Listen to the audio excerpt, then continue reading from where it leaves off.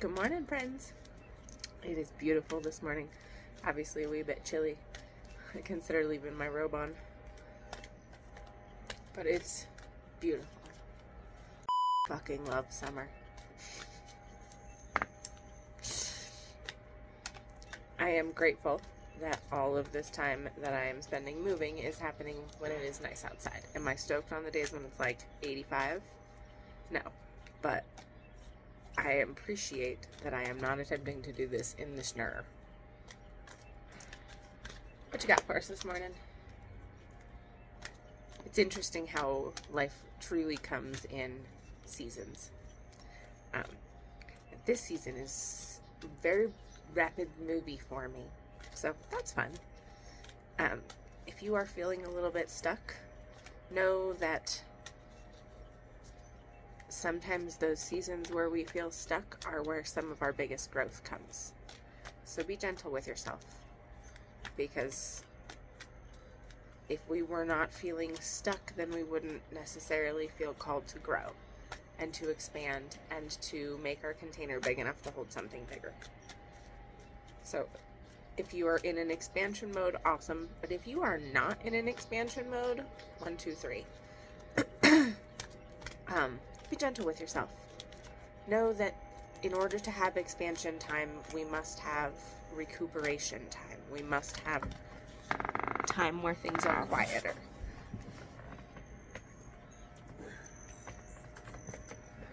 I'm so scared to lose cards down this deck again. My child, who for the record is almost 21, rescued the 2 that had fallen through the deck. I really thought it was more, but those were the only ones he found, so. It's funny. Spirit's like, oh, you're scared? Let me throw the cards. Let's get you real comfortable with doing things that make you uncomfortable. So if you are feeling stuck or uncomfortable, do the things that make you feel uncomfortable. Do the things that feel weird. As I'm saying that, Spirit's like, you need to do lives. I know. But they scare me. So do the thing that scares you. I, too, am going to practice doing the thing that scares me. The whole last year has been, for me personally, about practicing things that scare me. And it's been incredible and challenging and a wonderful and rewarding and love-filled and happiness-filled. Yeah, when you step into your 8 of Pentacles energy, where you are solid in yourself and where you are living from a space that is honest and true and compassionate with yourself, there's a lot more growth that comes from that than being mean to ourselves. Next, we got the 7 of Wands.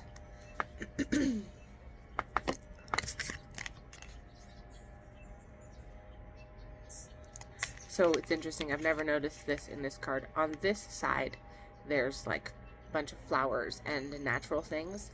And on this side, there's like a bunch of books and a quill and a candle. And so bringing in your intellectual and your spirit, your nature witch side, gender is neutral, is what is helping you to come into this power. I'm also seeing the green candle, which I haven't ever noticed before.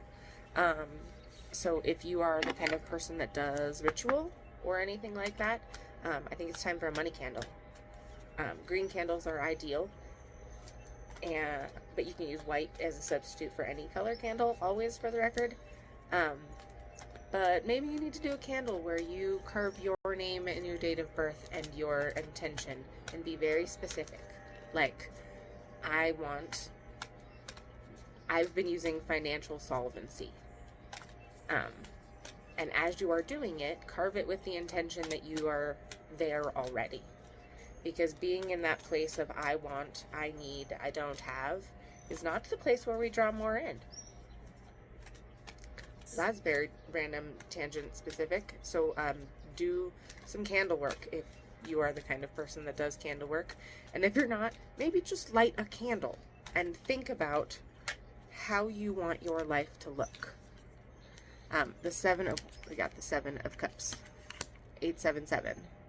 That's gonna be for somebody.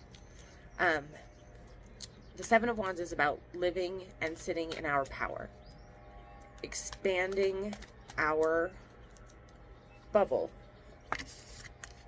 So you learned to keep your bubble real close. You learned to hold it really tight and to stay really, like, to not show your cards. But you have the power to expand your bubble. And when you expand your bubble, you are able to welcome in all of the magic that is due to you, that is coming to you, that wants to fill your existence. Magic wants to be with you. You are magic, and what we are, we create more of. So allow it to come in. The Seven of Cups in the reverse tells me that you have not yet chosen the path that you are going to take next. But know, you see how, like, contemplative he is? How he's, like, not sure what's the right option? And we've got snakes and ladders. So pay attention to snakes, bats, and ladders. That symbolism pops up. Those are, like, the dark elements of the card. And then there's these, like, shadow light elements. We've got the laurel wreath over here. And we've got the, like, theater masks over here. And then there's a castle over here. So know that pretty much no matter which choice you make, it is going to lead you in the right direction, because you are listening to your intuition and following your guides and your inner knowing in a way you never have. Bottom of the deck is the King of Pentacles. You have an incredible team of spirits and humans behind you. The King of Pentacles says that everything that is due to you is coming. We pulled the Ace of Pentacles yesterday. Funny story, yesterday's video disappeared.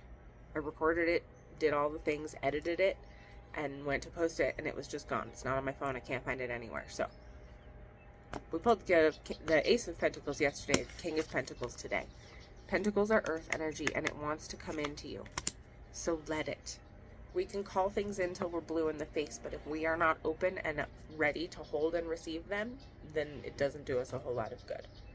So hopefully with the new moon, you did some incredible releasing. And as we head into the next phase where we head towards the full moon, build your container.